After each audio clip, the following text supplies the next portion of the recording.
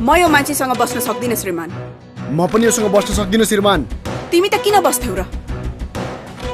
आफ्नो श्रीमतीले नोकरी जस्तो बनाएर बाहिर 10 जनासँग सुत्दैन त जस्तो रन्डोसँग मलाई पनि बस्नु छैन। के भनिस्? म दुनियासँग सुत्दैन त मलाई आरो लाउँछस्? मार आएको होइन, मार आइज। मार्दिन्छु म आज यसलाई। आइज।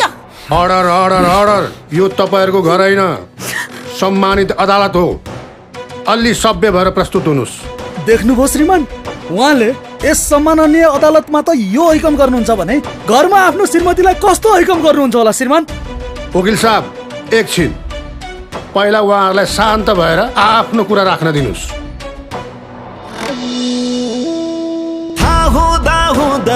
कसरी बाँच्नु, मनमा ढुङ्गा राखी कसरी हाँस्नु, बरु मेरो खुसी उसकै पल्टोमा भर्देऊ, अलग हुने गरी फैसला गर्देऊ। हे श्रीमान दिलाइदेऊ न्याय, उसँग बस्न नसक्ने भए। हे श्रीमान दिलाइदेऊ न्याय, सँगै जीवन काट्न नसक्ने भए।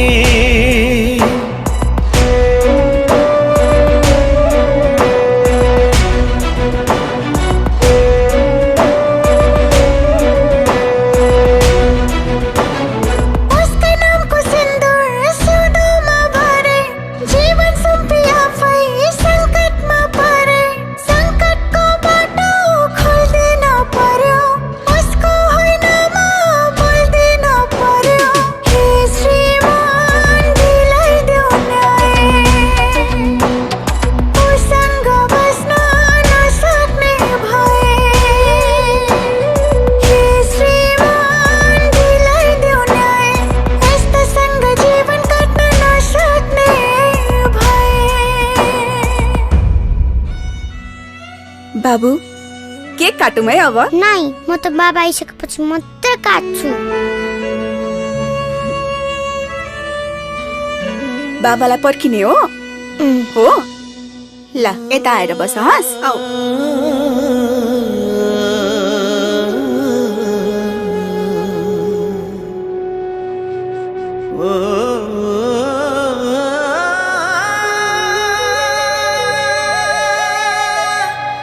आज म एकदम धेरै खुसी छु। आज मैले मुभी साइन गरेँ नि।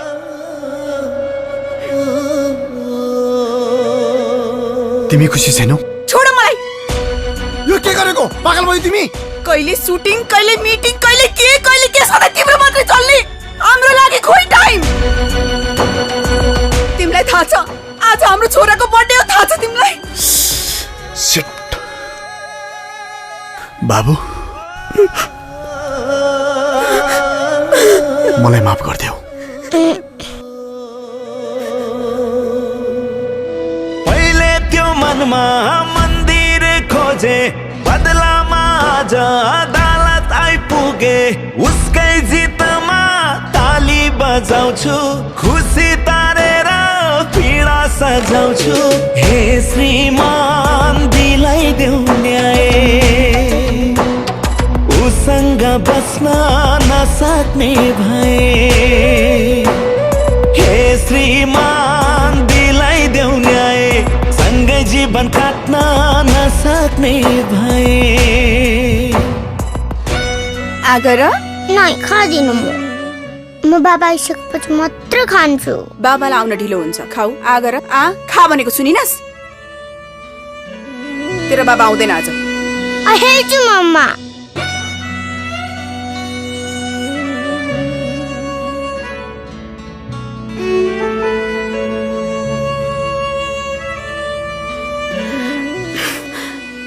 यही हो आउने टाइम तिम्रो? आज कुन चाहिँ हिरोइनसँग डेट थियो? जहिले शङ्का म थाकिसके। म हिट राइटर बन्न चाहन्छु। तिमी किन बुझ्दैनौ? यही त तिम्रो समस्या छ। जहिले आफ्नो बारेमा मात्रै सोच्छौ, हाम्रो बारेमा कहिले सोच्ने तिमीले? दिन रात नभनी हाम्रो भविष्यको लागि म काम गरिरहेको छु। तिमी किन बुझ्दैनौ?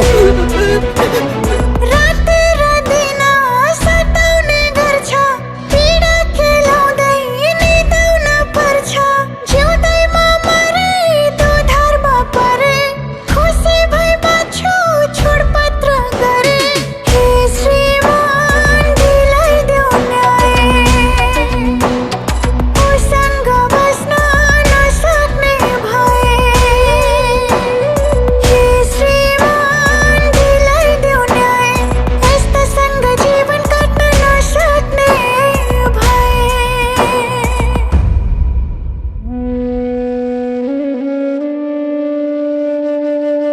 मलाई हस्पिटल लिएर जाने डेट त याद भएन तिमीलाई। बाबुलाई स्कुलबाट लिएर आउन चाहिँ नबिर्सिनु है।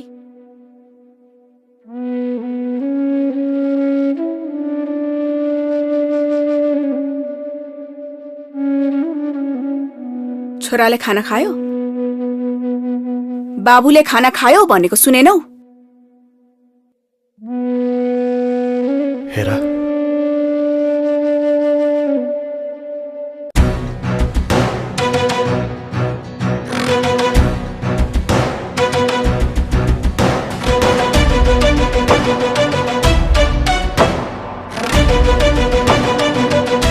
What?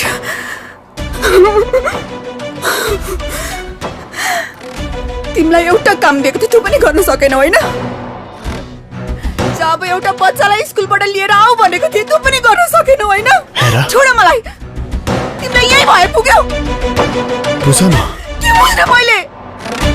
यस्तो पाराले तिमीसँग कसरी बस्ने? हामी सक्दैनौ तिमीसँग बस्न। मम्मी मलाई किन लिन नआसेको? बाबु मेरो बच्चा अब सधैँ लिन आउँछु हस्? बाबु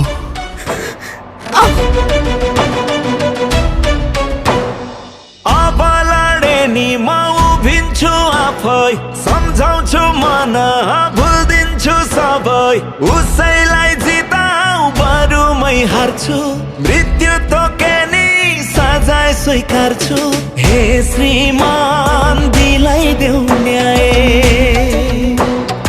उसँग बस्न नसक्ने भए।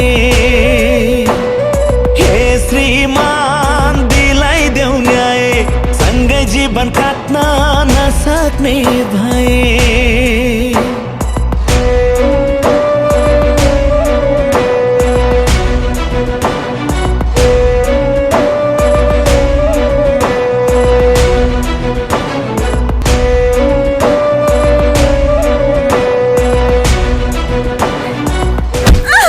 अब हेर्दा हेर्दै घरमा केटा बोलाउन थालिस्, लाज लाग्दैन? अब हुँदा हुँदा हात पनि छोड्न थाल्यो होइन? तिम्रो घरमा मलाई एकछिन पनि बस्नु छैन अब। मामु हामीलाई छोडेर नगइसु न।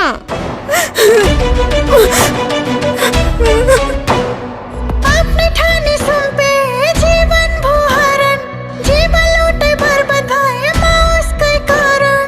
टाढा पठाइदेऊ, टाढै कटाइदेऊ, हजार पीडा छन् एउटा घटाइदेऊ।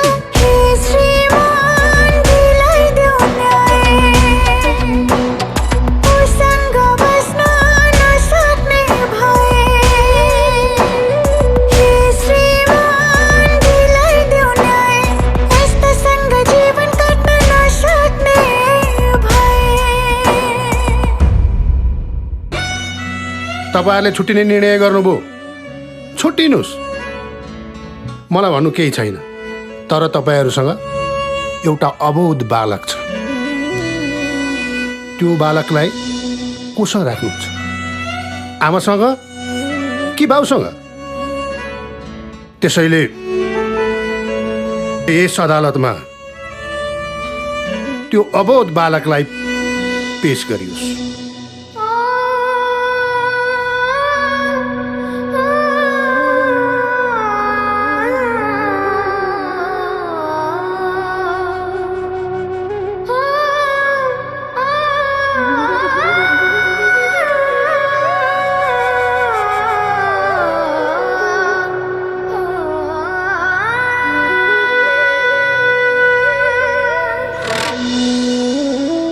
आँखाका आँसु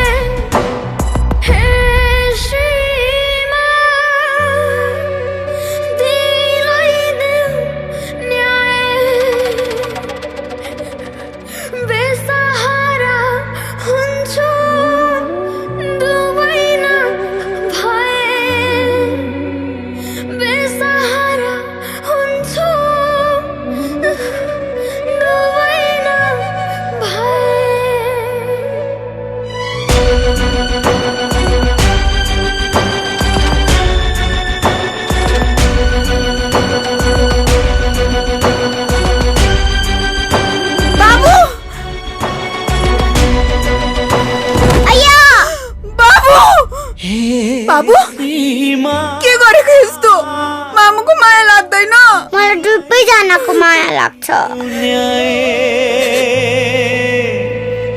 म दुवैजनासँग बस्न चाहन्छु नत्र म कसैसँग नि बस्दिन हजुरलाई थाहा छ बाबाले हजुरलाई कति माया गर्छिन्छ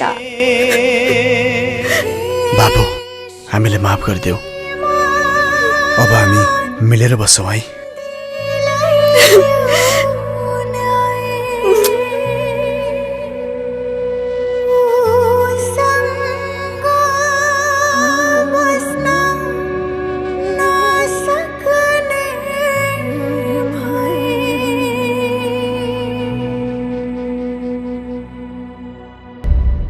अर्डर अर्डर अर्डर